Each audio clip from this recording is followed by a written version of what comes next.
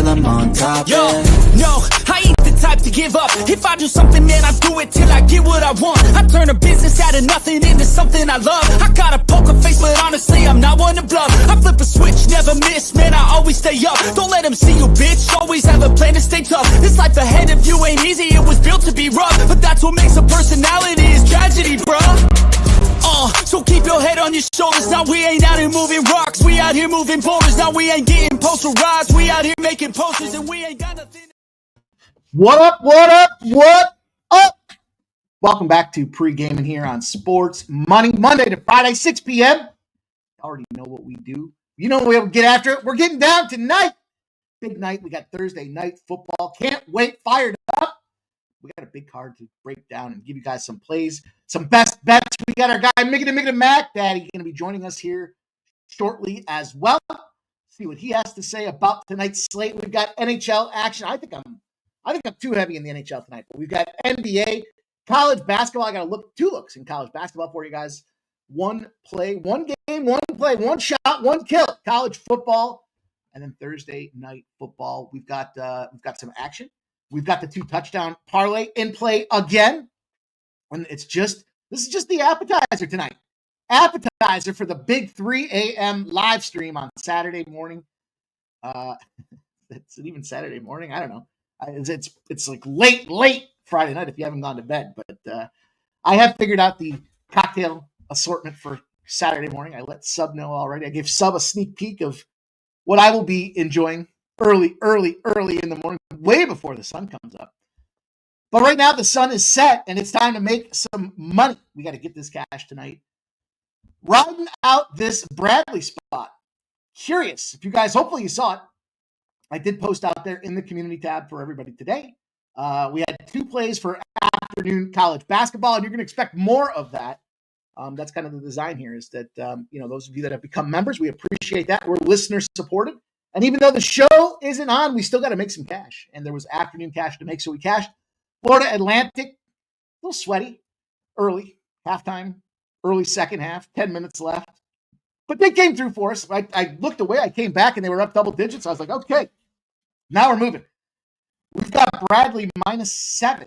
And shout out, can't remember who it was. I apologize. But they did say, I hope so. I'm on the first half. So I jumped in and tailed that first half as well. So excited about the afternoon action that is. And let's see what we did yesterday. Let's see how we did as we start this thing off. There's just a lot of plays tonight. And we have, let's go. We're going to stretch this bankroll to its max tonight. We fired off last night. We cashed an easy, even money spot in a shutout, 3-0 shutout. Now, you know, when they shut him out, from the next day, that was big.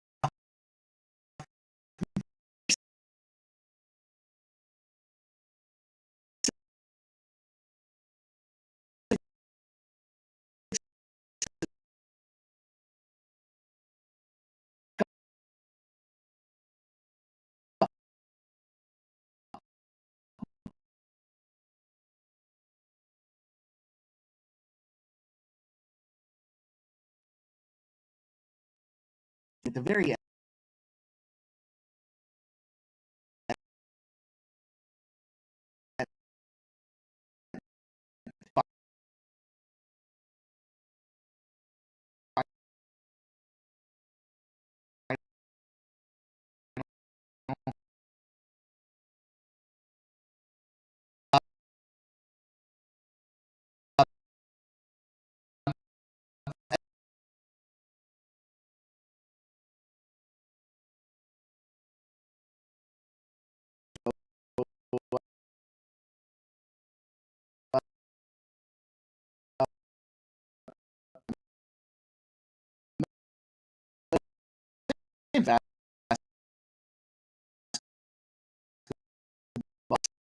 State busted him up out there that we find that can get that cash under 52.5. Buffalo cooked our.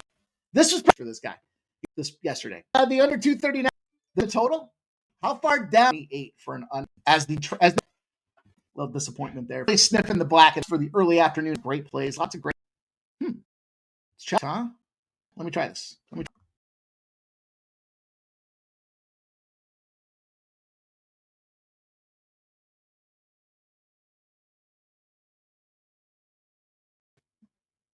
How's that? How's that? Are we good?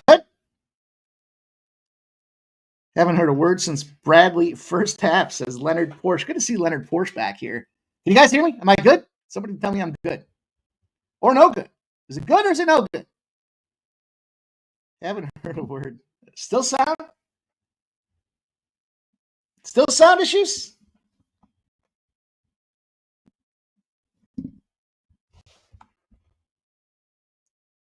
Thumbs up, thumbs down. Put a 1 out there. Are we good? You guys will comment 72 times. Getting better. Strange. How about that? Is that better? Better? Okay. It's weird. That's weird. Okay. All right. Let's roll. Weird. Weird tech issues. We in action. Good but delayed, huh? All right, let me try one more time.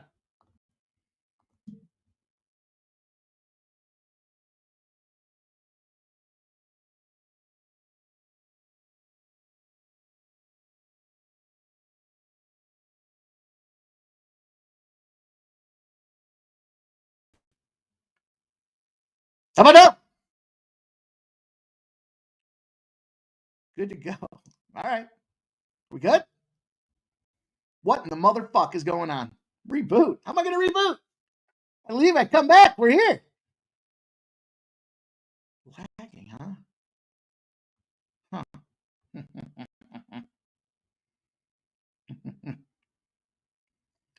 Can't see you now, huh? Really? Are you guys fucking with me? I'm all excited. I'm all jacked up, and you guys are sitting here fucking with me? Let me look. Let me look.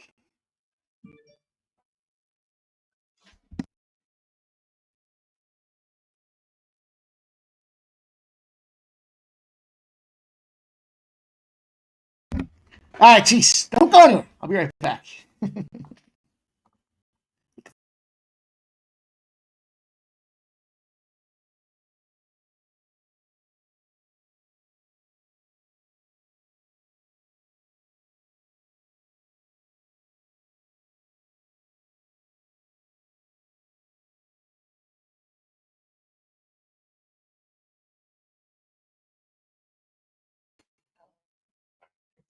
Okay.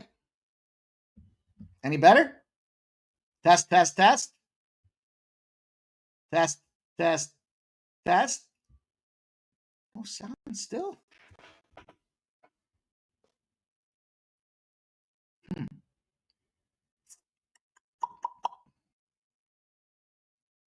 All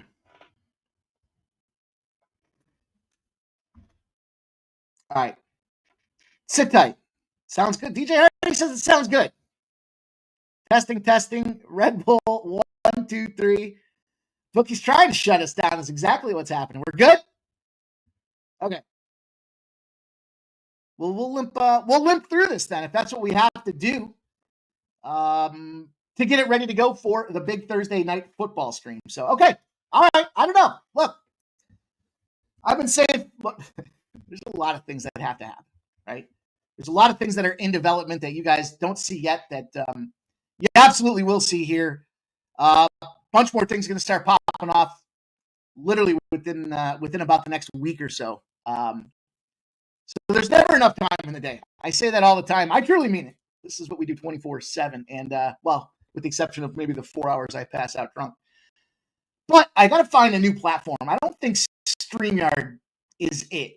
And I've had some intermittent technical issues back and forth with these guys, different sites, different shows that I go on and stuff like that don't seem to get there. So, anyhow, I'll put that on the list of shit that has to get fixed. So, hey, look, we get that plane in the air. We'll tinker with the wings while we're flying. But we are flying. We had a decent night. We're going to have a big day. We're going into a big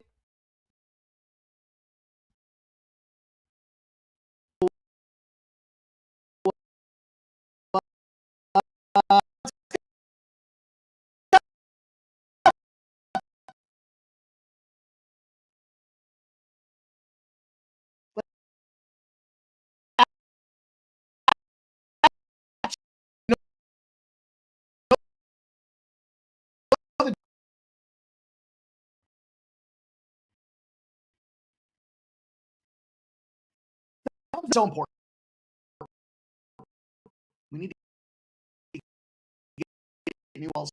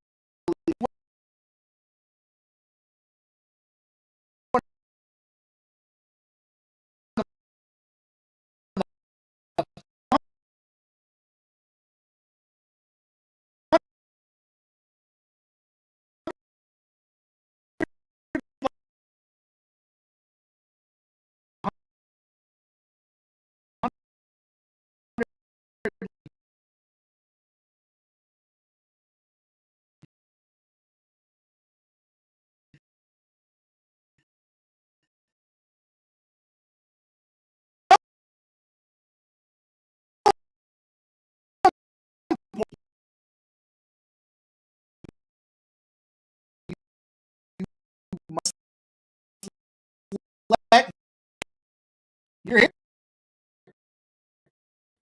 You're here. Information and the button. You're up. Pop the comments. Let's go. What are we gonna do? How about FAU, guys? Let's get the paper ready. Notice. Drill baby cut to you guys. First comment ratio. Steelers money line. Brandon the Great. Juggler 20 against divisional. Yeah, bad little update. It's not a bad update. It's in correlation with the 7 days. You'll start seeing some big changes. Stay tuned. Literally, things are happening all the time. But let's go. Let's see what we have here. Juggler says, on paper, Steelers should win easily, but games aren't played on paper. Browns plus 3.5 for me. I got to tell you guys, I was in a world of mind-melting explosion. I've been blessed to have found a recent fade person who is, I stumbled. And I was like, man, who's this person that keeps popping up on my timeline? And I'm like, let me look. You know, you see them enough. You're like, let me see what they did today. And they lost. I was like, feels like they lost the other day. So I went back and I looked again and I said, they did lose. I went back. I was like, you lost 3 in a row. So then now you're on my radar. And they lost again and they lost again. They lost like 6 in a row. I was like, holy fuck. So I just started going. Let's go. And then they And then they collabed with the number one they got out there, and I fucking had my head explode. So it's a tough game for me. That Steelers and Browns game because, well, we'll get to it, but I just don't know. How's Jameis Winston going to compete in a cold, shitty game? Wait till you guys hear the temperature breakdowns and the weather that goes on afterwards. Shout out to all you guys, though, that did come in here. Appreciate it. I'm looking down the chat, looking to see what kind of plays you guys have out there. Juggler 23 does have some hoops action. Syracuse plus 11, Nevada minus 2, Tennessee minus 12, St. John's plus 33. I'm pretty sure they're not getting 33. But I like St. John's in that game. All bad again. Really bad now. What the fuck? All right. I can't believe I'm going to have to do this here. All right, sit tight. If it's that bad, just sit tight.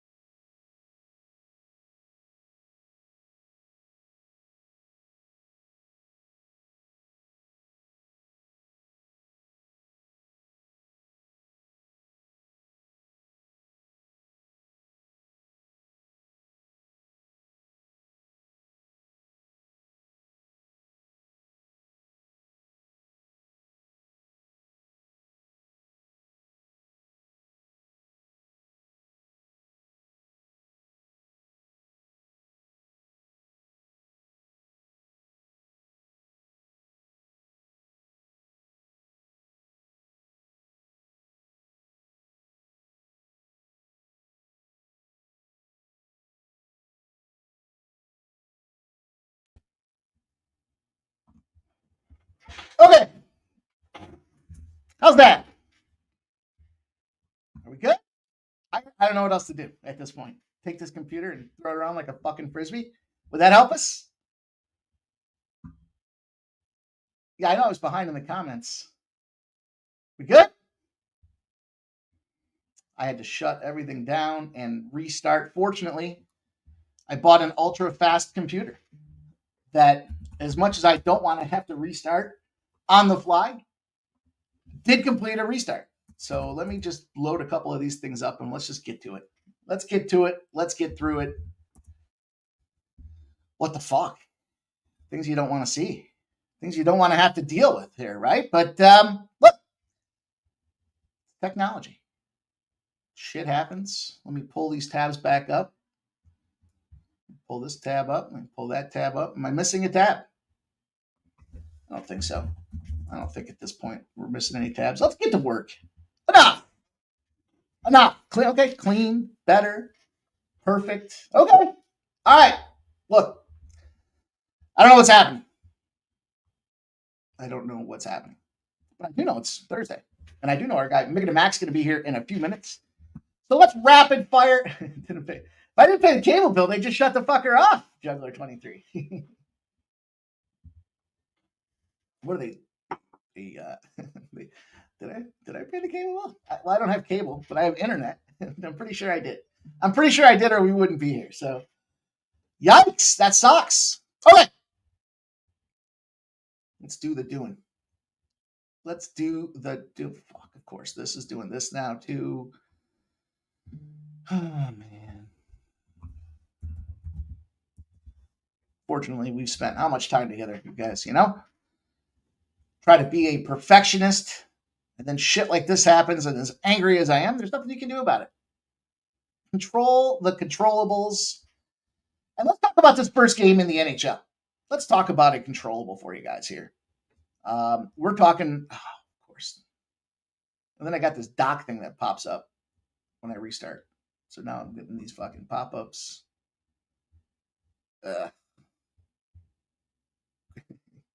We're in an F right now in quality production, so it's okay. Let's talk about Carolina and the New Jersey Devils. How about we start there? Let's take a look at goaltenders. We've got Spencer Martin. We've got Jacob Markstrom popping off in the twine for the Devils. And if you look at overall, look, Markstrom's kind of a piece of shit. You look at this guy's performance, and where does he struggle? He struggles against high-scoring teams. That is the Carolina Hurricanes. In fact, if you look back at kind of recent performances and, head-to-head matchups, he's definitely above that Mendoza line of piece of shit. That being said, though, look, last games are very important when we start trying to analyze and assess the direction of these teams. And we look at these last games, and we see that the Devils, what just happened? They come off a 4-0 shutout loss. 4-0 shutout loss. That's right, Dana Delph. I can only laugh about it. Sucks, but you know what's funny? I was terrified to have to hit the reset button in case things start loading up slowly behind, but we're right back in the game. And then we look at the Carolina Hurricanes on the other side of things. This team's 4-1 in their last 5 games. What do we know about Carolina? Peter Gracia. It's funny. One time I got this big senior leadership opportunity for a company I used to work for. That was when I was doing the stuff internationally. And somebody got me a mug, and it was like, to err is human. To blame things on other people takes management, or something like that. I'm paraphrasing it, I'm sure. But that just reminded me of that. So you guys are funny, man. All right, listen, Carolina Hurricanes under, over. 4 straight unders in their last 4 games here. Short, sweet, to the point, right? Because obviously we're dealing with some issues here. I do think this is a spot where Carolina can thrive. Not going to put my neck out on the chopping block by saying that. Now, they are an even money squad, so they're dangerous. They're firing. And we know about the New Jersey Devils is that they've been playing better on the road than they have been at home. They're just a smidge under, I believe, 500 at home. Carolina, the number one, this is where I think Carolina's got the opportunity to thrive. Take penalties aside, power plays or penalty kills. They're the number 1 team in expected goals in 5-on-5 in the NHL. Now, the Devils coming off that shutout. Caveat. We like to say that the Devils, teams that come off that shutout, fire, and those games end up going over. That's 4 days ago. This is a unique spot because the last time these teams played, they had a 6. The 6 was the total, and the game went under. Now the total's sitting at 6.5. What do we see when we've got 6s that now it's come back down to 6 in most books? There's still 6.5 out there. But what do we see in those spots? 6 goes under. It goes to 6.5. It's a perfect 13-0 right now to the under. 63-25 over the 88 game sample to the under when that happens. 13 straight unders. It's good enough for me. It's good enough for me. Take the 6 and even money. Worst that happens in that scenario is you push. Keep your vig down if that's what you have to do. I got this earlier about minus 115. So I see it's a 130-ish right now. And I see 6s at minus 104s, minus 105s.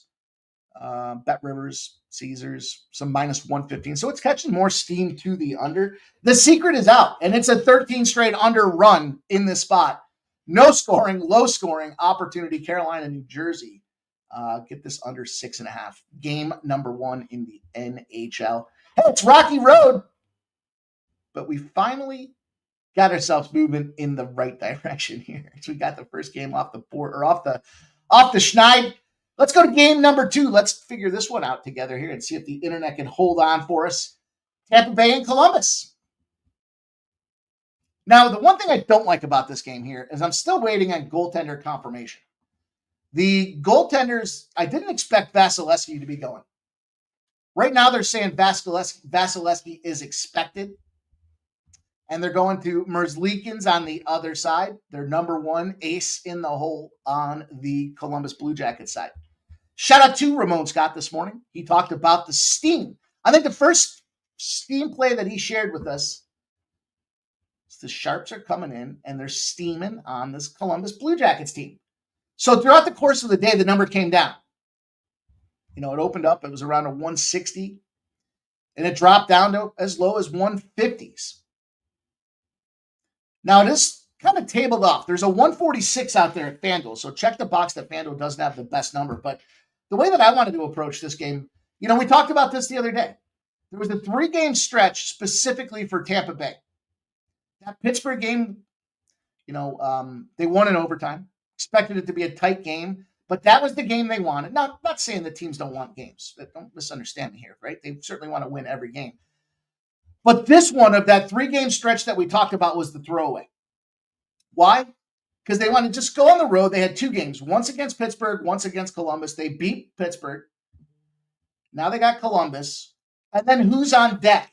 Home games, big home stands against Dallas and Colorado. We got a couple of bad scheduling spots in the card tonight, and this is one of them. So I like that sharp money was coming in on the Columbus Blue Jackets here. I get it. It makes an absolute shit ton of sense for me. But look, we had some success the other night with that first period Dallas scoring first opportunity. I started looking at the numbers for these teams. You know who wins a lot of first periods? The Columbus Blue Jackets. Now, do they have enough firepower to not fuck it up through the whole game? Probably not. Very susceptible and vulnerable to blowing the lead. But how about this?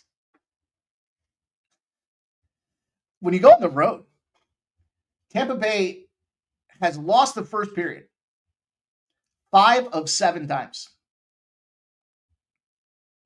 On the other side of things, Columbus, almost every single game this season, they've had a lead after the first period. It's their inability to sustain the longevity of the game. Things start getting wonky. The second period gets to the third, legs start getting tired. Players start showing that they're just B-tier players. So they can come out hot, they can come out strong, but they can't finish games big. So I like this little price tag here because I got a plus 120 for the first period, and I got the plus 163 on the full game. I do feel confidently. I talked about this the other day. I haven't changed my opinion. Tampa Bay won that first game. I expect them to shit the bed this game, and I expect them to go out there and play competitive hockey against Dallas and Colorado when they're back at home. Now, Colorado's got a big game on deck for tonight with the Capitals. They're going to put everything they got into that game. It's a revenge spot for them. Then they go down to Florida. Then they play Tampa. We'll see what happens over the course of that last game in this spot, but this is a Columbus opportunity for me. I get it. You look at the players up and down the lineup, and obviously there's a lot to like about this Tampa Bay team. Last 5 games, 3 straight wins. Winnipeg at home 4-1 was a big game. New Jersey 4-0. That's going to be a playoff battle. And then Pittsburgh weaved their way in there for that first of 2 games on the road. I don't think they give a shit about this game. I didn't think they gave a shit about this game earlier. And then I see these first period metrics for the Columbus Blue Jackets. I don't know how big a lead they get in the first period, but even if it's a push, even if it's a 1-1, well, then we get that cash back and we go after this plus 163. So I like a little double dipper. I'm going to take a little Columbus Blue Jackets action tonight. And I'm expecting, again, talk about this one. This would be great because nailing that Tampa spot. Well, we didn't cash on it, right? Because it was Tampa regulation, I believe, and they went to overtime. But did expect it to win and get a 1-goal game. So they fought back in that game too, by the way. Something to be said for that. Had to spend a lot of energy at the end, a lot of mental energy at the end of that game because they were down 2-0 going into the third period. So give me some Columbus. Give me some plus money price tags. Yeah, Stern Company. I still see unconfirmed. I see expected. RotoWire showing me expected for Vasilevsky. And this is where I can't imagine. I can't imagine why they would put him in knowing that they've got these 2 big games on deck. It's very, makes me ponder the situation, but I like some plus money. Give me the plus money price tag. Let's go. 2 more hockey spots for you guys here. I'm going to go to the coach just got fired end of things here with the Utah Yeti, a.k.a. the Coyotes, and Carl Vejmelka going in the twine. On the other side of things, Boston turned into Corpus Salo. A little Corpus action in your life, so why not? And this other one they're showing. Jeez. I got to chalk this up to internet challenges here, boys and girls. Utah, Vejmelka, 1-4 in the pipes. But 258 goals against average and 91.5% save percentage. Not his fault they're losing games. In fact, he's got a 93.1% save percentage his last 4 games. So 91.5 on the season, 93.1 overall. He's playing to a goal saver. Then we go to Corpus Salo, 3-2-1 record. Okay, he's not the guy. Now, Swayman's been struggling. There's no doubt about that. But look, 273 goals against average and a 90.1% save percentage. Utah's not scoring. We forecasted this. They scored a lot to start the season off. They got that "you're a good boy" treatment with the new stadium and the new ownership. But now they're kind of falling back into that mediocrity. They've been outscored 10-4 in their last 2 games. And Boston playing poorly enough to get their coach fired. Jim Montgomery out the door. And now it's going to be an interesting spot to see what happens. But where I expect this game to go is low scoring. We're not seeing Utah score. Boston's not winning games. Their coach is getting fired because they're not scoring. Overall, up and down, 8-9-3 Boston. Now, Boston at -135, if you want to play that coach gets fired angle, yeah. Historically, it's winning at about a 60% rate, so makes a lot of sense, but peel the onion back. Look at the last 5 games the Bruins have scored. 2. There's a 3, then a 2, and a 1. And that's when they said we've had enough. Utah, they got a 4, and they got a 0, and they got a 4, then they got a 2 and a 2. This game's not getting anywhere near 6. This has got like a 2-0 or a 2-1 type of feel to this thing for me. And that's good enough. I'm going to take Boston. Under 6. And a little Boston Bruins, Utah Yeti action. We got Pittsburgh 30-7 to the under. Yeah.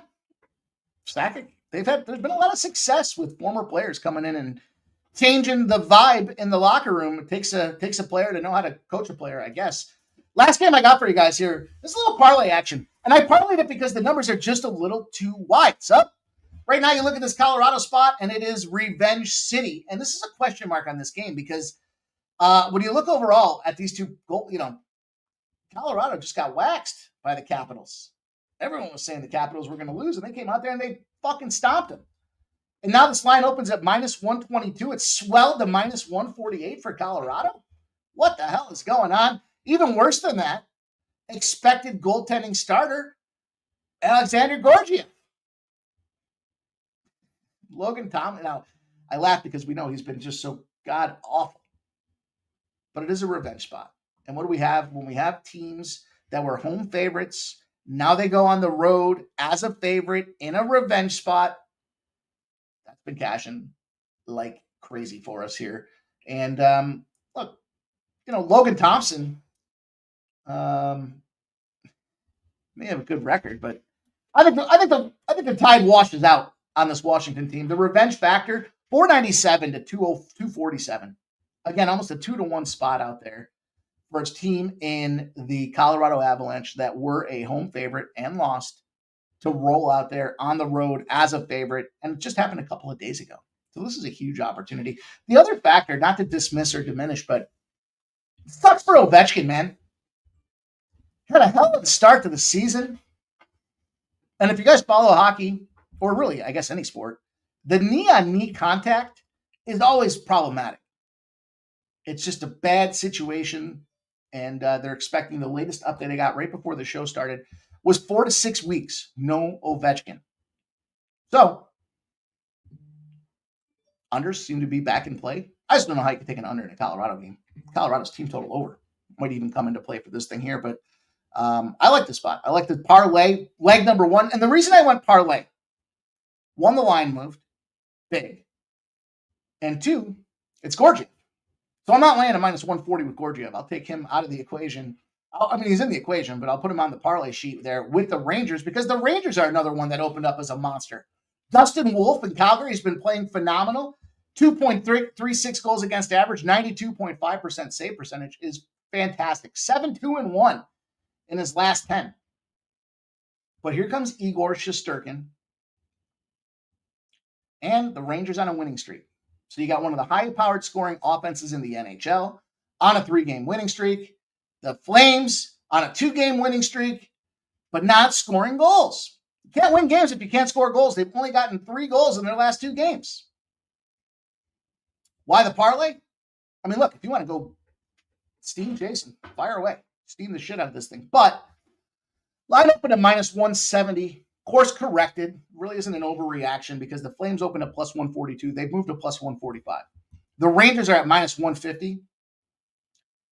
So it's a big number for a road favorite, just like that Colorado spot. It's kind of like the 2 suspect lines. I just want to package those 2 together, pop them on the score sheet at a plus 165, get the unit out there and see if I can't turn it into a 1.65 winner. And that's going to do it for the NHL. Shout out to Razor Sharp Picks. Big deal. 90 people in the chat. Better see y'all at 7:45, he says. It's going to be fun tonight. We're getting after it. The bottle's ready. The cocktails are ready. The vodka's ready. And ZC's ready. He says the Avs and the Rangers are plus 174 at BetMGM. There it is. Razor's popping. Razor's already fired up. He's ready to go. It's me ready to go, man. You got to be ready to go, winner. You better fucking get ready before you even see Razor. Is how he rolls on the live stream. Because if you're waiting to get ready for Razor, you're in trouble. You're in trouble. You're already behind. If you're not ready when Razor gets on that fucking live stream. That's all I know. Let's move on. Let's talk some NBA. Keep it quick for you guys. I got three plays in the NBA for you. Game numero uno. We're going to start off at 7 p.m. We got the Pistons and the Hornets. We got the Pistons open as plus 2-point road dogs. They've now moved to minus 2.5. So now seeing some threes. And we have correlated line movement. 62% of the bets and 66% of the cash on the Pistons. Total's moving up. 218 has moved to 222s with 83% of the bets and 78% of the cash on the over. So a little bit of a discrepancy, touch more sharper cash, I guess, coming in on the under. And I see why. I mean, there's a lot of big trends for the Charlotte spot here to the under. But just in the realm of keeping things quick, moving fast for you guys here. Let's pop off with this, huh? Let's take the first look here. I'm going to take a whack at these guys. I'm going to take the Pistons. Let me see what the best number is we can get right now. And I'll tell you why in a second. Hey, 2.5. 2.5's no big deal to flap that hooker into there. We'll just give this a quick update there for administrative purposes. And I'll tell you what. Big situation here. Intersecting zeros to start this thing with. We'll start there. We'll start with the intersecting zeros. Then I'll give you the 43 and 15 spot as well. How about that? Yeah. There's a 43 and 15. 74% win angle. 14-0-1 are the Pistons when they're on the road after not covering by 4 or more points, but making 12 or more threes. What does that tell me? As hot as they shot, the other team just outshot them. Pretty straightforward. So what do the next game? They bear down, they keep it rolling. They tend to get streaky, and the Pistons are very much one of those teams that can get streaky. The other side of the intersecting zero, Charlotte. The Hornets. What do they do when they're on the road, after a road game and scored 115 or more points? They lose. Traveling after a road game and scoring a shit ton of points means they used them all up. They blew their loads, so to speak. They're 0-9 against the spread and 0-9 straight up in those spots. And they're losing by 17 points per game. That's the margin. That's the angle. That's the window. Intersecting spots here. Last but not least, I'll tell you guys, teams coming off a conference loss as a favorite. They got less than 11 turnovers. Have an assist-to-turnover ratio of 2.5 or more. Are 43 and 15. It kind of dovetails kind of dovetails that first spot out there and saying Detroit on the road after not covering, but shooting a lot of good threes. They played great basketball. They truly got outworked. Less than 11 turnovers, had an assist to turnover ratio over 2.5 to 1. And they fire up that next game. And now you're going to bring them out here against a bottom feeder in this Charlotte Hornets team? Yep. And I like the under in this game. I saw why that number was moving to the under. I'm going to take the Pistons. I like Duren. Fucking guy had 22 rebounds the last game. His double-double spot absolutely should make your card. Duren, double-double. I'll move on. See our guys here. He's almost ready. Let's talk about a 7:30 game. Let's talk about the T-Wolves and the Raptors. In Toronto, in the 6, baby. Minnesota comes in as a beefy 8-point favorite. It's dropped to 7.5s, to 7s. Now 6.5s, and the 6.5s are juiced, suggesting it could even move to 6. 58% of the bets and 58% of the cash sitting there on the T-Wolves. The number's gone up by 2. 87% of the bets and 84% of the cash on the over. And I get the over. Much like I could get the under in that last one, there are some big Toronto trends to the over in this spot, a 10-0 spot for Toronto to get this thing rolling on the over. What kind of Toronto team do we see? Olnick's still out. Aside from that, the injury report's pretty clean on both sides. I mean, Bruce Brown and Emmanuel Quickly, but those guys have been pieces of shit now for a minute. So now we've got the Raptors team, second game at home, just beat the Pacers 130 to 119 as 3-point dogs. And the T-Wolves stumble into town. They found themselves back-to-back wins. Weird road trip spot for this Timberwolves situation. They had 3 straight road games, back-to-back against Portland, and they lost them both. Outright as favorites in both those games, the T-Wolves, 9s and 10s. And they lost them both outright. Then they go to Sacramento, so that was their 3rd straight road game. They did win that one, 130 to 126. Kings are not good at home. They were 1.5-point favorites. Then they go back home. They get the Suns, the beaten up Suns, by the way. No Beals, no Durants. And they win that game, 120-117. But what's the magic spot for us if they cover or not? And they did not cover. When Minnesota wins a game, and this is factor, when they win a game by less than 5 points, they're 0-11 that next game against the spread. This is a perfect situation. We talk about the buy low and sell high. You're taking a team that's suspect in winning their last 2 games, beaten up on shitbags, in a bad travel spot, after scoring, but not enough to cover the margin in Vegas expectations. Perfect opportunity for us to jump in and take this Toronto team. I like the over. Strong lean to the over. But I like 8 points. Oh, it's coming down. Let's see what the best number is that we can get. 7.5 at minus 115 and then 7s. So if it's got to be a 7, it's got to be a 7. And I'm okay with that. That makes sense to me because, again, this line's coming down. It's a 7:30 start, so you got 45 minutes. Take the 7. We'll grade this thing on the lowest common denominator that's out there that happens to be a 7, and let's move on to the last NBA game. Try to give you guys some useful information. At least I think it's useful. And we got the Lakers and the Magic popping off the evening window at 10:30 p.m. A minus 5.5 has moved to 5. So we do have reverse line movement because 85% of the bets and 82% of the cash are on the Lakers. The total's dropping like a rock here from a 220 down to 216.5, down to 215.5 on this total side of things here. And we don't need to belabor the point. Lakers are firing right now. They're feeling good. And the Magic are in a bad scheduling position again. 0-8 against the spread as a road dog if they had less than 7 days rest and a total that's more than 208. Meaning they didn't have an extended time to prepare, recover, and heal. Rest and recovery is super important, especially with these big men. And they got a total where they're expecting some points. The Magic failed to come to the table. And you got a red-hot LeBronto team right now firing out there in Los Angeles? Yep. Good enough for me. Fade away. We'll take the Lakers at -5. That number still holds. Textiles in the house. What's up, Textiles? It's good to see you. Says Lakers going to be tough today. Does like the Raptors with 6.5. Even better.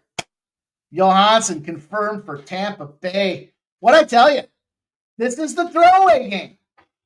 They don't care about this game. There's not very many opportunities for that. But there we go. J-Main. I'm on the T-Wolves -7. I mean, this is not right all the time. Not right all the time. Bo Jackson's asking about the NFL game. Markel's on AD. Blocks +210. So I mentioned the one spot that I liked out there with the, we'll see if our guy's ready to go here, or we'll just roll right through college basketball and college football as well. Who was the other spot that I liked? Let me see. Let me pull out my notes. Chris Paul.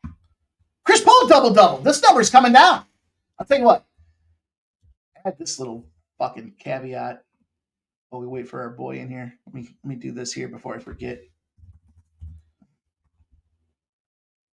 We're going to take a little Durin double-double. We're going to parlay it with a Chris Paul double-double. We're going to see what that's going to pay us because I think that's going to be a nice one.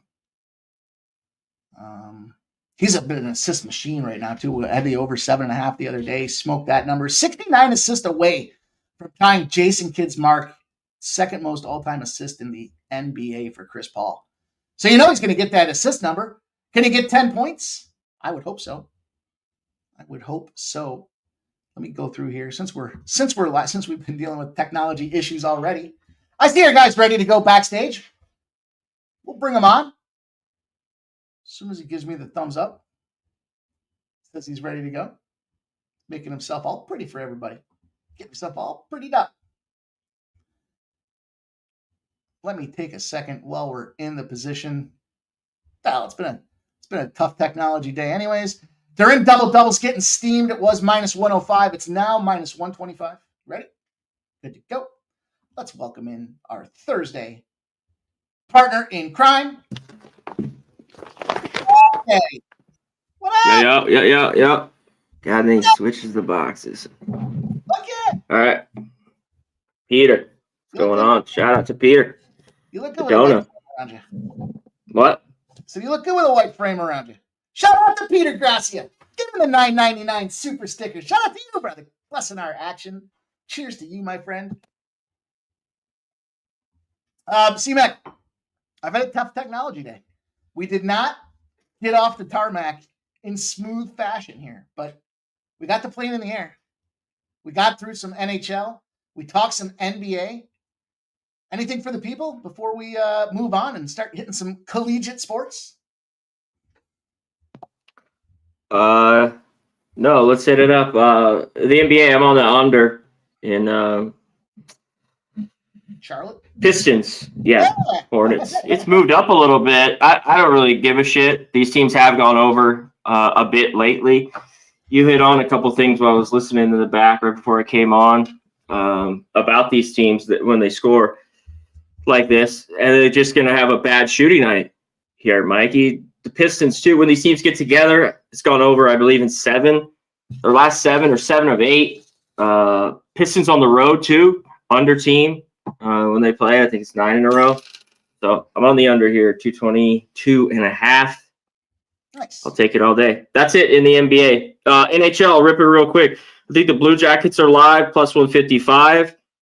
Over, of course, Vegas Auto, if you're looking at one, and an under that in the NHL is San Jose and the St. Louis Blues, under 6. Just a couple to throw out there. Okay. I hear you. It's funny. We were talking about that under in that Charlotte spot before you popped on. So in alignment there with the sharp action, of course, C-Mac's a sharp capper, and I wouldn't expect anything less. The Durin and Paul double-doubles are +404 if you parlay those two together. So I did just that. C-Mac, college basketball has been fucking up and down for me. At best. That's all I can say. Up and down. Whoops. Yeah. I got 2 spots that I like in this card tonight. So I don't know if how you're feeling about college basketball at this point, but like I feel like I've had a couple of really strong days, then I have a couple kind of middling days where it just kind of bounces back and forth. But I got 2 plays I really like tonight. All right, let's hit it. Let's go. Let's start. 8 p.m. Everybody's favorite.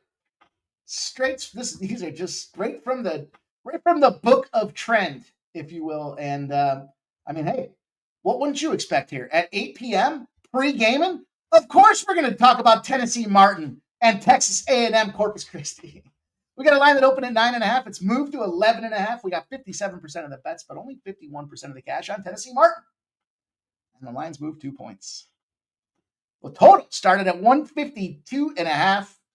It's moved all the way up to 155.5. CMAX, 76% of the bets and 76% of the action on the under. Yet it's moved 3 points to the over. These are bad teams. Tennessee Martin, 2-2. Texas A&M Islanders, 1-3. Is that the team that's now? Is that the East Texas something? Who's that team that just changed their name to East Texas Scumbags or something like that? You know the team I'm talking about? No? No, not a lot of info there. No. Okay. Well, nonetheless, what I can tell you here. Yeah. Isn't there a school that's called like East Texas Commerce or some shit now that used to be something else? I don't know. I have no idea. Like it start the season. Anyways, doesn't matter. This is an underspot. I know there's East Tennessee, but no, it was down in Texas. There's Texas Commerce, Texas A&M Commerce, Texas Corpus Christi. Well, we're on Texas Corpus Christi, right? The Islanders, the Texas A&M Islanders, those ones. Let me shorten this up for you guys here. Taking the under. What the fuck? I jumped it on the side. Shit. We got non-conference games, under 500 teams, and the total's 150 or more. Shit teams that don't see each other a lot with a big number don't go over that number. They're 7-3 in their last 10 to the under. They're 87-44 overall in over 130 game sample size to the under. And there's no reason not to let this rip. So I fired away. I took this under. I know you're. It doesn't look like 158.5 is going to be out there any longer. Looks like this thing's going to drop back to 155.5. What do you think? Let me see. You got anything? Let me look it up here. Yeah, what's the number it's at now? 11.5, I believe. No, the total. 155.5. 155. Yeah. Texas A&M Corpus Christi at home is a lot better. And that's where I think they'll play well tonight.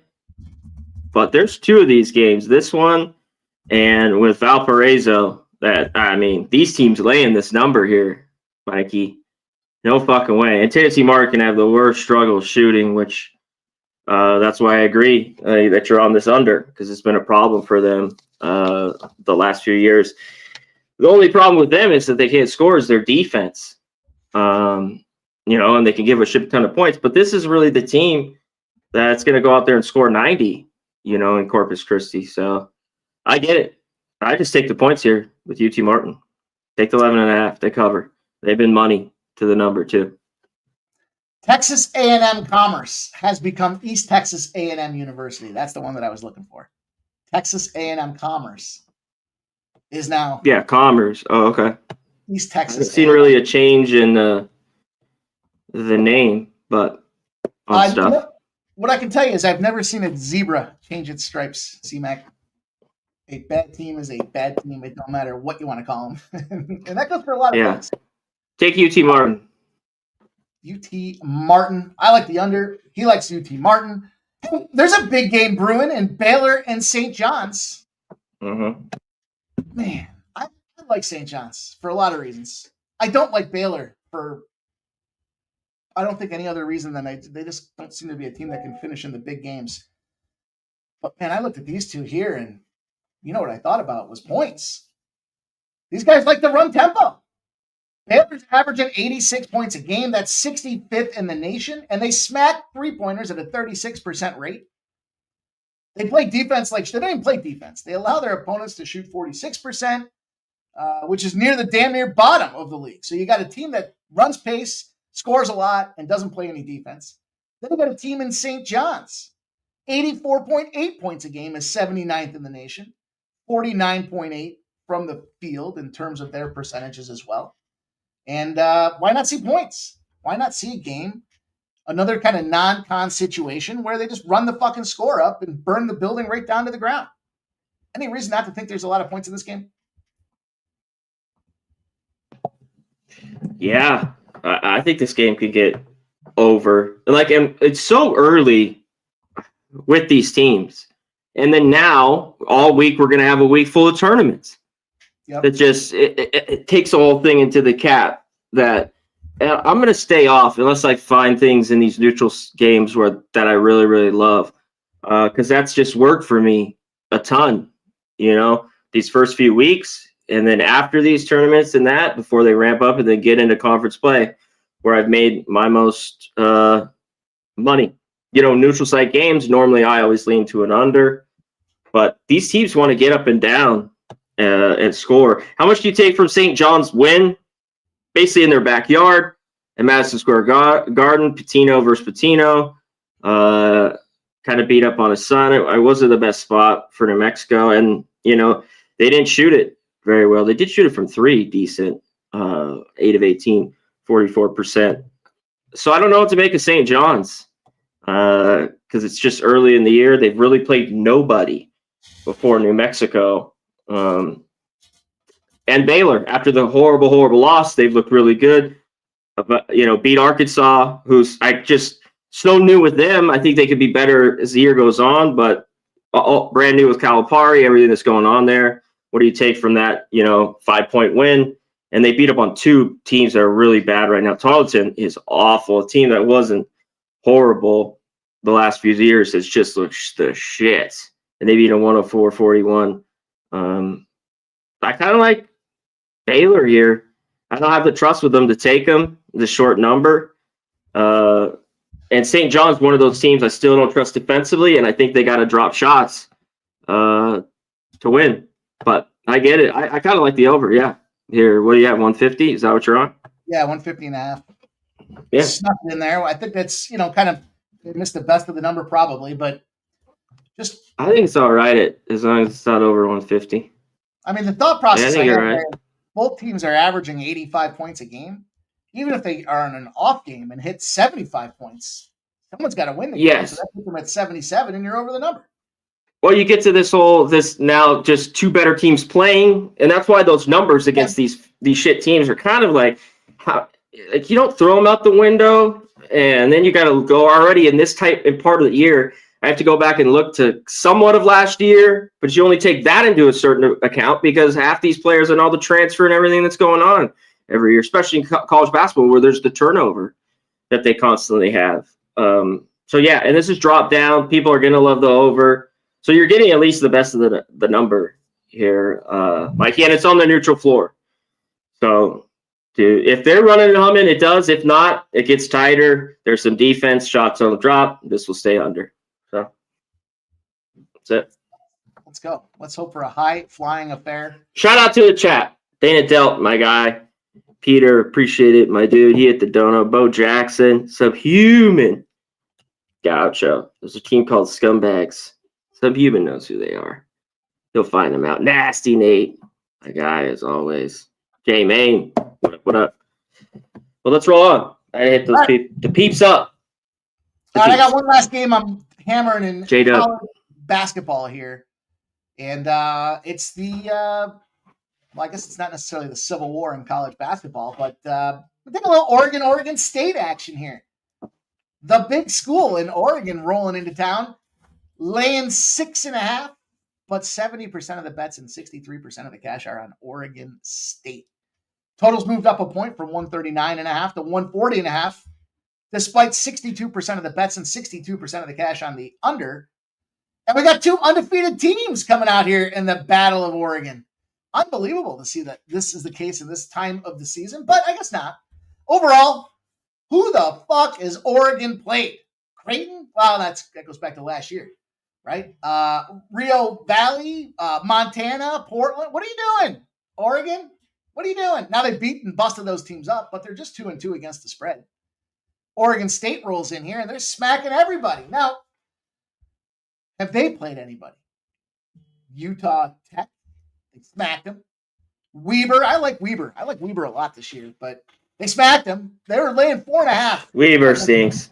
Stop it. Yeah, you think so? You don't think I'm going to be? They stop it. I'm going to write that down, and we'll come back. Yeah, when they're big dogs, yeah, but they're loading them too much. Dogs, and they got smacked by 30 points. Then they go. I mean, it's like jot that down until further notice. Jot it down until further notice. Two things now. Vucevic gets his over 1.5 threes until further notice, and Weber State's going to be awful. Yes. I'll tell you this. Couple spots. I mean, this is a tricky game because to that point, either team has really played anybody. I like the home court, and I think it's too many points for an Oregon State squad out there. I'll tell you, Pac-12 home dogs versus teams on a winning streak. 21-8 in those spots. On a 7-3 heater in its last 10 games. Early in the season, when these two teams play in a situation like this, we've got them in a 189-126 situation as well, suggesting that maybe it is too many points. I see a 7.5 out there. I don't like that FanDuel's hanging the best number, but I'll take the 7.5. I'll take a shot at Oregon State to get me home here with a 10 p.m. opportunity to make that money at a plus 7.5. What the fuck? We got a spot where it's 21-8. The home dogs bark. Oregon State can bark, I think, in this game. What do you think? Oregon State. Yeah, this should be good. I mean, yeah. And then now, Mikey, you got to throw out all that old Pac-12 bullshit that you just talked about because it is no longer. And these teams, used to play twice a year. I'm glad they are at least playing, to start the year. Got to keep that going here. Oregon State. Oregon's really kicked their ass the last few years. Oregon State always better at home, though. And it's gotten the problem with them is offensively, this team just isn't very good. They haven't had really great big guys, and then they haven't had tons of scorers. Usually they've just kind of leaned on one to two guys to get them through it. And it seems like a far cry from their big run, whatever it was 3 years ago in the tournament. So I lean that way, though. I think Oregon State at home, I like better here. Oregon plays a little faster, but I like the under here at 140. Oregon State's super slow. I mean, this year they're 340. Of course, that's early in who they played throughout the year, but they've always been pretty slow here with good old Tinkle as their coach. So yeah, and if they're going to be in it, cover that 7 here, Mikey. That game goes under because they can't get up and down with Oregon. Oregon's still more athletic and a better team. One thing with Oregon that's worked out for them, even against Montana, Portland, the shooting. But they haven't been a great shooting team the last few years. They got hot and got into the tournament last year, but for the most part, they haven't been great. So Oregon State locks that down here. Their defense, take the under 140. Two teams already playing to the under as well. I get down with that. After 4 games, I'm not willing to say they're not Pac-12 teams anymore. I get it. No, I just mean, you got to get used to even the old language that you were talking about. But like season 2, as they start drafting or start recruiting talent to build around the new conference opponents that they have to play, might change things a little bit. But when Oregon's got to come out there and match the big men that a team like Purdue or Illinois has. That's going to change things a little bit, but I like that under. I get down with the under. I might do a little 2-team parlay on that. Oregon State plus 7. I mean, I've just seen some Oregon spots where they chunk, and you're like, man, what the hell just happened? They should have just come out there and kicked the shit out of the team. And you're right. Oregon State at home is it seems like everything Oregon State's tough to play at when they're at home. Corral's is a tough place to get down, man. They don't fuck around there. So that's it for me in NBA or college basketball. Anything else you want to touch on real quick while we're here? No, not really. That other game I was telling you about was Lindenwood against Valpo. Valpo has beat up last year on like a team kind of like this. I don't know if this team should be laying 10 to anybody here, Mikey, and I just don't buy it. both these teams fucking suck though. They are awful. Lindenwood hasn't looked great. They beat Stonehill.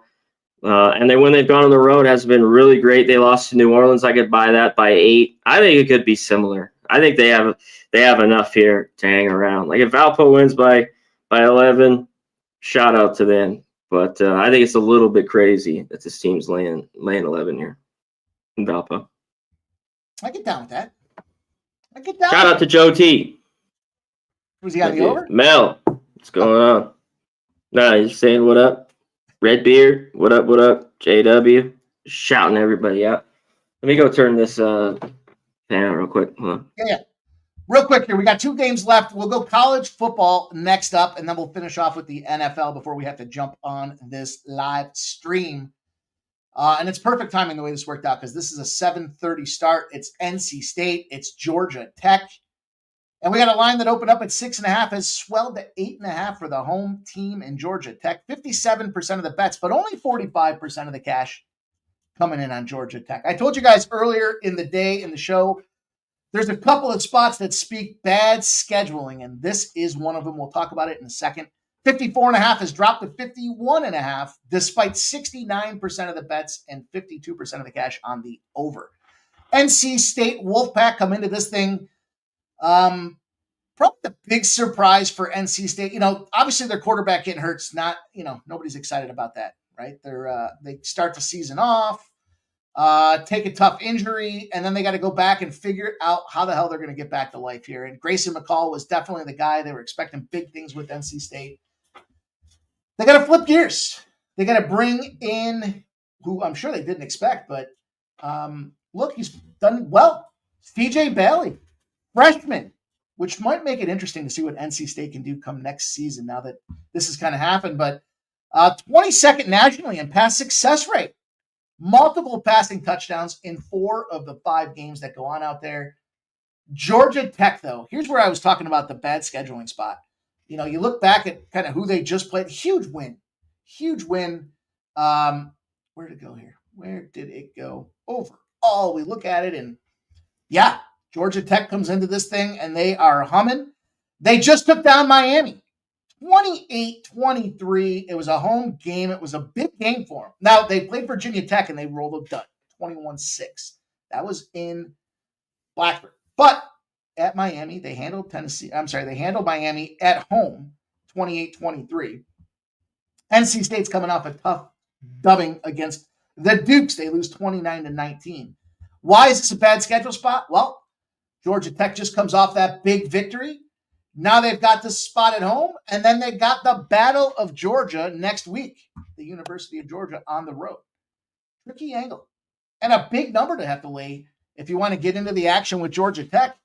I looked at the styles make the fights in this one here, and you got teams that I believe are going to want to run the ball. And I believe that's where we're going to get to an under in this spot. It's a lofty number.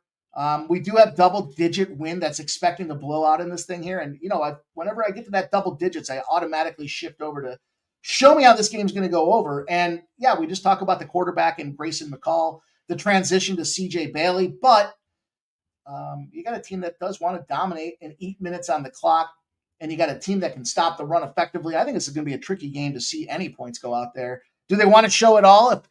If Georgia Tech, who's laying 8.5, books suggest they're going to thump these guys.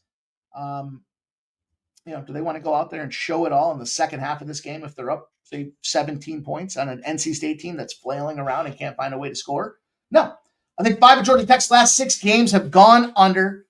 3 of the last 4 for NC State as well. And again, it comes down to chewing clock, running the ball, keeping the points, keeping the offense on the other side off the board. And you got fresh teams. Like if they weren't coming in off of the bye week, might concern me a little bit, but the lines are fresh. They're out there to stop, shut everybody down, and I'm good with it. As a matter of fact, what I did here is I teased it up. I jumped in on the NC State plus 14.5 because I think it is too many points, and I do think they're going to shut down on the second half of this game if they are up in Georgia Tech. And I took the under, expecting them to drain the clock, get the hell off the field, and get ready to go on the road against Georgia. Rested teams in the first half. First half probably easily goes under would be my expectation. But I got burned on that the other day, so I'm not going to roll back to it, C-Mac. I do like the under 26.5. First half under 26.5. Can't hate it if anybody wants to jump in on it. But I teased it. I took the extra points on this thing. Teasing up has been such a great strategy and across all of football this season here, and it's been successful. Then I'll keep running back to it. What do you think? Yeah, you hit on it. You sometimes you just rip through it all, Mikey. These teams are off the bye in this game. The weather's all right. The wind is a little bit, up. 10 to 15. So I don't know if it's really, really bad in this spot. Georgia Tech has the better defense. They're better on both sides of the ball, at least the lines, their D-line and O-line, and they should be able to run it. They definitely needed, the week off for Haynes King to be healthy. Everything he's plenty ready to go in this game. Georgia Tech's just been shitty as a favorite, in this role consistently. It just hasn't been something great. And a team like NC State that is off the bye too, I think that's pretty hungry. It's been shitty all year. I mean, they're 5-5, but it seems like the expectations, of course, were a lot bigger for this Wolfpack team, and they've been dog shit. 2-8, straight dog shit against the number. And of course, you talked about Georgia Tech next week against Georgia, their big game, and then they have theirs against North Carolina, though. The rivalry that's always the last of the year. So that'll be huge. And they need one more win to go bowling. So I think I was close here with NC State. There's just been nothing's made me want to back them all year. All season. There's just been nothing that I wanted. I took them against Cal, and they came back, which was great. But I was right back. And then big win against Stanford, who's kind of been horrible all year, except last week. All of a sudden, they woke up off their bye. But I was ready to fade them right against Duke. I was back on Duke, took them. Duke handled business in that one. And Georgia Tech this year has been very good to the under, so I get why you like that. And they could chew up the clock. And is this really a beatdown type game for the whole game here? Get up if they can get up by a score or two and kind of hold on. I mean, who knows? It is a standalone spot game. Yeah. Are they going to win by 30? Sometimes in these games, some shit can happen. That's a little strange. But, yeah, I get why you are on the under here. It's just, I don't know if we get points. The Wolfpack defense has just been pretty bad. And other times it's been all right. That's been very spotty. There's been no trust to put my money backing them on this unit. They just and the offensive side, Bailey, he's been all right sometimes. And he's looked horrible in others. So yeah, tough one here. But I would I'd take the 8.5, 9. This line is sharp though. Like, if this was over the 10 right away, I would have been on NC State. This was 10.5, but I think it's super sharp and kind of the same thing with the total. All right, let's see what happens. That one's going to pop off in 15 minutes or so, probably more like a 20 spot. But get those bets in. Let's talk about this last game and put the bow on the show. Yeah, let's do it. Big one. We got a divisional battle. Back-to-back big divisional battles for these Pittsburgh Steelers. And look, the Cleveland Browns, have they found their answer in Jameis Crablegs Winston? Books don't suggest it. They opened at -2.5. They're now +3.5. 70% of the bets. This number's all fucked up. 70% of the bets and 65% of the cash. But what are you going to do? The Steelers just came off that big stomping. I would say big stomping. They won the game, right? They handed it to Baltimore. They did their job. Jesus, was it a career-defining opportunity the Browns stink. There's no question. They can't figure out their quarterbacks. Deshaun Watson was bad. They traded off their parts in Amari Cooper, who's been phenomenal in Buffalo. Man, that dude's making one-handed grabs like it's going out of style. And he looks good in the uni. Jerome Ford, Jerry Jeudy, David Njoku, kind of the 1-2-3 punch out there on the offense for this Cleveland side of things. And Pittsburgh makes that change in the season, going from I guess the big change for them, right? Going from Fields, taking Fields out, slapping in their boy. Ballsy, gutty, nutty. Russell Wilson found a life out there. C-Mac, this one's got, I can tell you, we can talk about the trends. Our guy Juggler talked about the situation with Tomlin in these spots and where he frankly doesn't do well. The 15, he's like 15-30 after a win as a favorite. He's even worse as more than a field goal favorite, whether it's home or on the road. Yeah, all that fun stuff. Yeah. The unders on Thursday Night Football for road favorites are 31-9, so that's very much a play. This number is incredibly low. Interesting spot. The home dog against a divisional opponent that had less than 5 sacks, and then you had less than 3 picks. The home dog in that spot from the previous games are 27-63. Look, take the trends aside. Just fucking common sense this thing. Russell Wilson's used to playing in shit weather nonstop. This weather has the conditions and elements to be shit. Jameis Winston played in the Dome down there in New Orleans. Now he's going to come up to the Great Lakes and see what it's all about. This weather from the start of the game, it's going to hover around 40 degrees. Game start should be around 38. Rain-snow combo as high as 90% to start the game with 14-mile-an-hour winds. Windy. That's the big factor is the wind. Jameis Winston got his LASIK eye surgery, says, what did he say? Oh, shit. Come on. Get the fuck out of here. His coach used to say, he said, man, I thought my coach was black until I got my eye surgery. Yeah. They go to 38 degrees, rain and snow mix for the rest of the night. 10 mile an hour, 11 mile an hour, 14 mile an hour winds at 10 p.m. It's only going to get gustier as the night goes on. 11 p.m. It'll be up to 17 miles an hour. Can't throw the ball through the air, can you? Can you rely on these guys? Or I guess when I looked at this one was common sense told me two things. One, we got a quarterback that's familiar with playing in these elements, and that is Russell Wilson. They obviously saw something that they liked in him to pull Fields out and stick him in there. And just not a believer in Jameis Winston. Good luck in this shitty weather, Jameis Winston. I hope you figure it out. Is there anything else to talk about besides that? T-Mac, talk to us here. What am I missing in this game? Is it over simple to take this Pittsburgh Steelers team? Yeah, I think so. Just because it's a division game with shitty weather.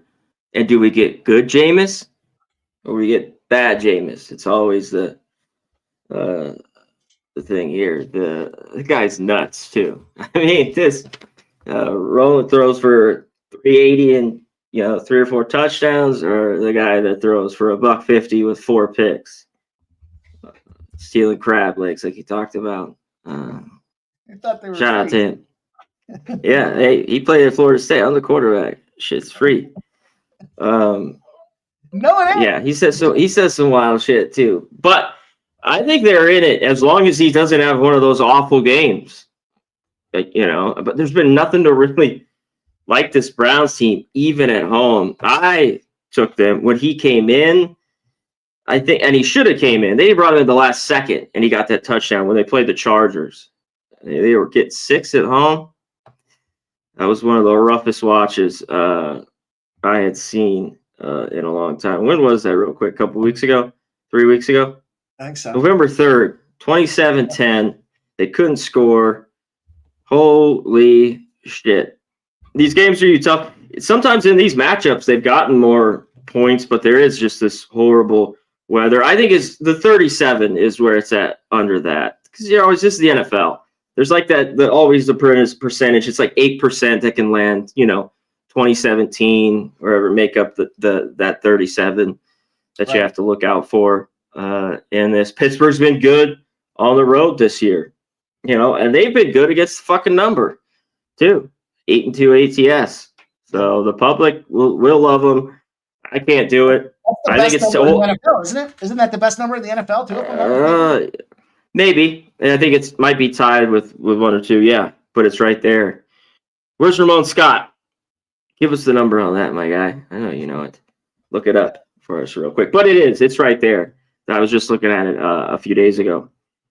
Yeah, so I think this goes under. If you really you'd have to take the dog. It's like, but you have to, put your money on. Do you want your money on Jameis Winston? Like when you look at it, like then you're back in this Browns defense that hasn't been great, and everyone and their mother because of their weather, which I get it, and he should, especially since even Russell Wilson's come back, his carries have gone up, and he's finally doing better in Harris. I know he's banged up, played last week. His carries are 17.5. And it's a little juiced, but he's gotten that every week, and everyone's on it. And they've moved his yards from 63.5 up to 70 now. And he should do all right, but that's even got me like, and the Browns haven't been the best against the run. Bottom third in the league. I think they're at 22nd. Give up 131, right around there a game. So, but division game, shitty weather. Just the riding high too after the Steelers, which I had last week after the win. Yep. The short week, Thursday night. Take both guys to get a pick. You can't. Most books won't let you do interception parlay. That won't happen. Believe me, I've tried it. But Jameis is more juiced. But Russell Wilson's like even money. And he has looked good, but I think both those guys could throw a pick. So maybe put something on those. I definitely will. So that's it for me. I think he goes under in the end. I don't know who came up with this fucking schedule for the Steelers. They played Baltimore at home, tight game. Then they got Cleveland. They're on the road. They go to Cincinnati next. And then they go out to battle Cleveland again. They're back at home on December 8th. So it's just like a huge gauntlet of divisional opponents. But I would negate the Mike Tomlin's lack of success with the fact that he's just so dominant in the division. Like you saw Mike Tomlin's numbers against Baltimore as the head coach. Like he can outcoach these guys, and he's got the playbook. He's ready to roll. And now you're going to bring him in here against Jameis Winston? I don't think so. I think it's there's three ways. Well, two ways that I attack the side in total, and then the touchdown parlay. I got Pittsburgh in the first half. FanDuel earlier today was hanging a 1.5 for that first half. It's 2.5 now. I'll still take it. I still endorse it because I think they come out hot in this game here. Better, it's going to take. My expectation is it takes Jameis Winston a while to figure out what the fuck is going on. It's going to be a bunch of 3-and-outs, maybe even that interception that turns the field around and gives an opportunity. That was my concern about the under. What if Winston just starts throwing some Aaron Wayne ducks and now they got short field position and they're just bouncing it in there. We know that Tomlin's not a big fan of kicking 3 and just go for the jugular. But I like Pittsburgh to take the first half. I teased it together, the 2.5. Some people like the teaser the other way. I get it. Take the teaser and move it up and you're cashing over 10. You're getting over that key number of 10. Or you're right there with, the Cleveland Brown side of it. But I'll take the Pittsburgh side and saying, the hook. I just wanted the hook out of there. I get that 3 and whatever I had to do without buying the half a point to get the hook out of there is where I wanted to get into. And then I teased up that total getting up to 42.5. To your point, it's the NFL. These guys are professionals. It's going to be ugly weather, but what if it is that short field? I want that extra 6 points in my back pocket. So I teased the plus 2.5 and the under 42.5. Last but not least, I put the 2-leg parlay together. The touchdown parlay. Yeah. Give me Najee Harris and give me Njoku. I like Najee. Punch that ball in on the goal line and give me the tight end. They're up and across the slant in a divisional game where it's tight, and they're going to probably have a lot of 3rd and goal looks. The tight end's the guy you want to use that thing to bulldoze his way across that middle. Hey, Steelers, 5 straight wins, 5 straight covers for them. I mean, how can you not? Joe, hit us with it. He says there's light rain. He is there in Cleveland. Yeah, is it rain? Because I heard it's rain / maybe snow later. Sleet next year. Right? Yeah. He says it's not too bad right now. Okay. Yeah, we'll see if the wind really gusts up too. I mean, it doesn't look crazy. The wind, I've heard that it could get up later in the night. And, in 3 hours towards the end of the game, maybe, 25. So that's why, Mike, you'll be live betting this game and they take advantage of it. Dougie Wise, my guy, Pittsburgh played they were home last week. Yeah. He said this is their 3rd straight week. Yeah, they were home. So just wanted to throw that out there. Big home win, 18-16. I'll tell you what, if you gave me a free dart free dart to throw. I'd consider throwing that dart right at Najee Harris to get 2+ touchdowns. Keep the ball on the ground. Keep it out of that double-digit air. Man, I don't disagree, man. Plus 850 to go out there and knock down 2 TDs and one in the first half, one in the second half to put the fucking dagger in the back, and then they just run the clock out and the game's over. 2 touchdowns for Najee Harris. That's why he made the touchdown parlay for me. But yeah, last one, Njoku you talked about, and Judy's been really good. Yeah, lately. We'll see if Jameis can get the Steelers defense is solid. It might be difficult. And I love the Harris, even with this is kind of moved. Like I said, I'd rather maybe go with the attempts, but he should. Yeah, man. It's just like everyone and anyone. And Freiermuth, this guy's had nothing lately. Like he's had like 19 yards, 16 yards. His yards are 17.5. He gets over that tonight. I don't have a crazy bet on it, but I do. I have a strong look at Freiermuth. It's funny you say that. Nothing crazy. But I think he gets a little more in this matchup. He's getting over 20 yards. He's getting a couple catches and over that tonight. Yeah, what about a guy like Jalen Warren? I think his rushing game is intact. Ability to go out there and fire. Backup situation. We know the deal with Najee. He's the guy you're going to want to cover out there. Why not take a look here? His rushing yards are 37.5 minus 115. So there's reasonable juice on that. But if something happens, he could get a little bit. See, well, like even lately, he's gotten his fair share of carries. That's why I have when I take a back, I want him to mostly be the guy.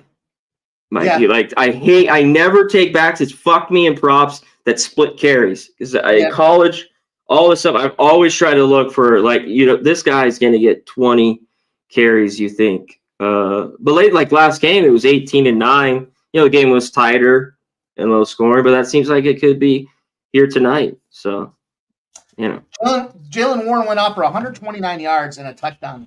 He only had 9 carries the last time that the Steelers and the Browns played each other. So he had 9 last week. There you go. Man, He out averaged by carry Harris. Harris kind of was that ground and pound, chew the clock type of guy. And then the change of pace back was Jalen Warren to come in there and averaged over 4.6 yards a carry. So I like him. And you got to look at Nick Chubb again, I don't see this game going through the air. To me, everything comes in through the ground. Nick Chubb bruising back, 14.5 carries, minus 120. Not a ton of rushing yards. You look at the last. He should get it though, Mike. He did it because they got their ass kicked. Right. They had to go away from the run, and they said they slowly wanted to use him anyways. He probably would have had 15 or 16, I'd say, but they were down so quick. They were down fucking 21-0 or whatever it was, so they had to get away from it. Tonight seems a lot better if you're a Chubb. Backing him and his props tonight. Last time, see if he can do it. You look at that recent matchup there against these two teams, albeit it was last season. He had 23 carries. He was a predominant role out there. Now, a lot of factors. The Deshaun Watson gets injured. They got to deal with it. So that's different last year versus this year's situation. But at least to your point, he's the bell cow. At least he's the guy. And he doesn't really have Jerome Ford. What's Jerome Ford going to come in there and sneak a goal line to carry on you? And okay, that's bucks your touchdown spot. But I'd get some Nick Chubb action out there. I think he's another valuable look when it comes to trying to make some cash. But see, Matt, it's that time of the show where we got to go. I got to get a cocktail. I got to get ready for the 7:45 live stream. I hope to see you tonight. But until then, tell everyone where they can find you. Hit in the books, hit huge success. What's going on? Just do that. Steelers defense is great. This game. Yeah. Join the live stream. There you go. That's just the best way to do it. But go check out Hitting the Books. Me and Mabano break it all down Monday, mostly all the college football games. And this week we did basically them all, even if some quick, because there's not as many bye weeks going after it. And Friday, college basketball. We will run through the card. At least these weeks, there's big cards on Friday. And then in a few months, we'll go a few more days. Friday will be smaller. But at least for now, check us out tomorrow. Hitting the Bucks. Me and Babano, college basketball at 5 Eastern. Me and Babano. college basketball, hitting the books. Go sub and like. That's all he has. That's it for now. For now, the added caveat. Well, it's always so much fun talking back and forth, agreeing, disagreeing, breaking stones, and texting each other later to say, I told you. And I'm looking forward to a big night tonight. So thanks again for popping in here. Thanks for sharing your looks. And make sure you guys do go out and find his college football, his college basketball action. All he asks you to do is subscribe. That's all for now. But we appreciate you guys all rocking with us. Subhuman Gaucho, Peter Gracia, King, Robert McCormick, John Tate, my guy Jay Main. We're going to be live in 15 minutes over there doing the thing that we do. So get yourselves bets placed, get yourself a couple cocktails going, and let's get back in here and do what we do, and that is kick some ass, take some names, and make the bookies pay. Tonight, that's a big payday for us. Appreciate all you guys. Shout out to you, Steve-Mac. On behalf of the Sports Money crew, thank you guys all for hanging out tonight. We'll see you guys again tomorrow. 9 a.m. the morning steam, 6 p.m. pre-gaming. Steve-Mac's in there at 5 p.m. in the books. And the rest, as they say, is history.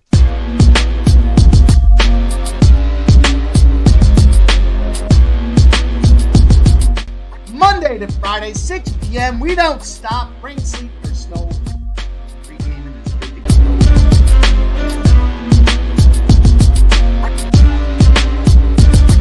Snow, Curtis Blow, flow, fuck all you haters. Fuck making big shoes and bet simulators. Fuck cashing in, all we wanna do is win. Put the juice in the gin, now it's time to begin. Fuck the books, they can take it on the chin. Surrendering dividends, don't fuck with mine. Damn, the show starts with capping and ends with pimp slapping and stacking cash and boatloads. They won't know what happens with pre-gaming and others. They seem lame, like Abel meeting Cain. A bullet to the brain. We don't give a fuck, like Kiki said. We ain't playing, we ain't playing, but we ain't playing. I'm back and I'm joined with my guy. Oh, we got a fight! We got a fight! They're fighting!